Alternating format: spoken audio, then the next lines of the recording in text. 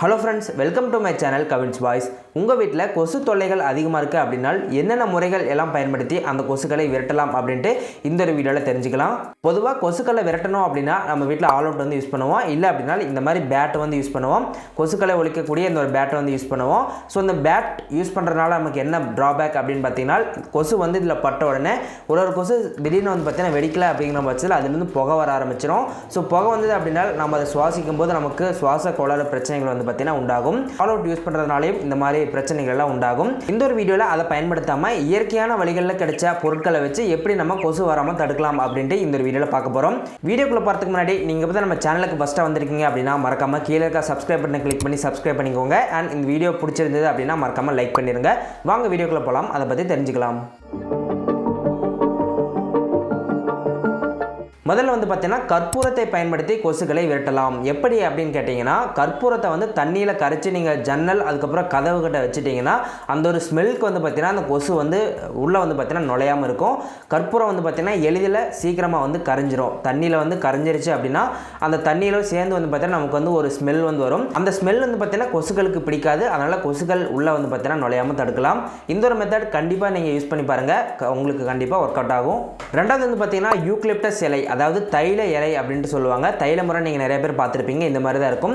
அந்த தைல இலை, அதுக்கப்புறம் வேப்ப இலை, அதுக்கப்புறம் புதினா, இது எல்லாத்தையும் பயன்படுத்தி நாம் நெருப்பு பற்ற வச்சு புகை போட்டோம் அப்படிங்கிற பட்சத்தில் புகை வந்து பார்த்திங்கன்னா கொசுக்களுக்கு வந்து பிடிக்காது. புகை இருந்தது அப்படின்னாலே கொசுக்கள் வந்து பார்த்திங்கன்னா ஓடிடும்.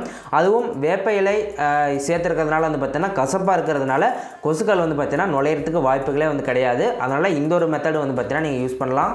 இந்த ஒரு முறை பயன்படுத்துறதுல சின்ன ஒரு விஷயம் வந்து இருக்குது. என்ன அப்படின்னு கேட்டிங்கன்னா, அதாவது உங்களுக்கு ஆஸ்துமா பிரச்சனைகள்லாம் இருக்குது அப்படிங்கிற பட்சத்தில் இந்த ஒரு மெத்தட் வந்து ட்ரை பண்ணாதீங்க.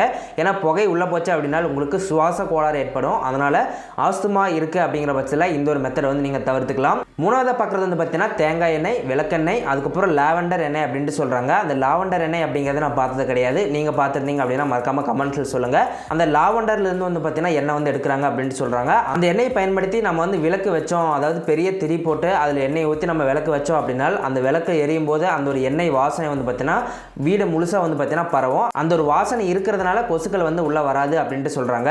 கண்டிப்பாக இந்த மெத்தட் ட்ரை பண்ணி பாருங்கள். நாம் கோயிலுக்கு போயிட்டு விளக்கு ஏற்றும் போது அந்த விளக்கு எரியும் போது ஸ்மெல் வந்து பார்த்தீங்கன்னா வரும். அந்த மாதிரி வேப்ப எண்ணெய், அதுக்கப்புறம் நிறைய விதமான அந்த லாவெண்டர் எண்ணெய், தைல எண்ணெய், இந்த மாதிரி எண்ணெயெல்லாம் யூஸ் பண்ணும்போது அந்த எண்ணெயினுடைய வாசனை வந்து பார்த்தீங்கன்னா வரும். வேப்ப எண்ணெய் இருக்கிறதுனால கசப்பான வாசம் அதிகமாக வரும். அந்த வாசத்துக்கு கொசு தொலைகள் வந்து பார்த்தீங்கன்னா அதிகமாக இருக்காது, கொசுக்களே வராது. அதுக்கப்புறம் நாலாவது மெத்தட் வந்து பார்த்தீங்கன்னா ரொம்பவே ஒரு சிம்பிளான மெத்தட் தான். அதாவது எலுமிச்சம்பழத்தை வந்து நீங்கள் ரெண்டாக கட் பண்ணி அந்த அரை எலுமிச்சம்பழத்தில் வந்து பார்த்தீங்கன்னா கிராம்பு வந்து உள்ளே வந்து சொருகி வச்சுக்கோங்க. கிராம்பு சொருவிட்டு கதவு, ஜன்னல், அதுக்கப்புறம் வீடுகளுக்குள்ளே வந்து பார்த்தீங்கன்னா நீங்கள் வச்சுட்டீங்க அப்படின்னா அந்த ஒரு வாசனைக்கு வந்து பார்த்தீங்கன்னா கொசுக்களே வராது அப்படின்ட்டு சொல்கிறாங்க. கண்டிப்பாக இந்த மெத்தட் ட்ரை பண்ணி பாருங்கள்.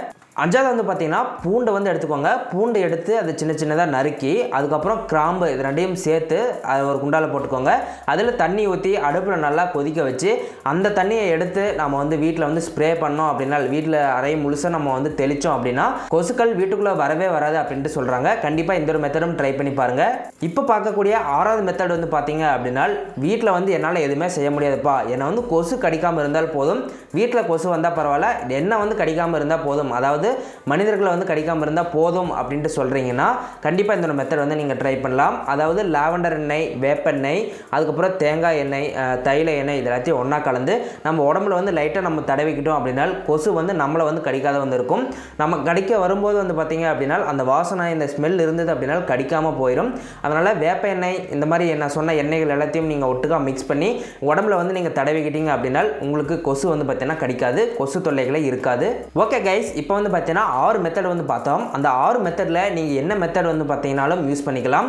ஒரே ஒரு மெத்தட் தான் வந்து பார்த்தீங்கன்னா ரெஸ்ட்ரிக்ஷன் வந்து இருக்கும். அதாவது ஆஸ்துமா இருக்கக்கூடிய நபர்கள் வந்து பார்த்தீங்கன்னா அந்த புகை போடக்கூடிய அந்த முறையை வந்து பார்த்தீங்கன்னா தவிர்த்துக்கலாம். மற்றபடி வந்து பார்த்தீங்கன்னா அந்த 6 முறைகளில் உங்களுக்கு எந்தெந்த முறைகள் பயன்படுத்தலாம்னு தோணுதோ எல்லா முறைகளும் பயன்படுத்தி பாருங்கள். குறிப்பாக வந்து பார்த்தீங்கன்னா முதல்ல சொன்ன முறை, அதாவது கற்பூரத்தை பயன்படுத்தி நம்ம கொசுக்களை வெட்டலாம்னு சொன்ன பார்த்தீங்களா, அந்த மெத்தட் கண்டிப்பாக ஒர்க் ஆகும்.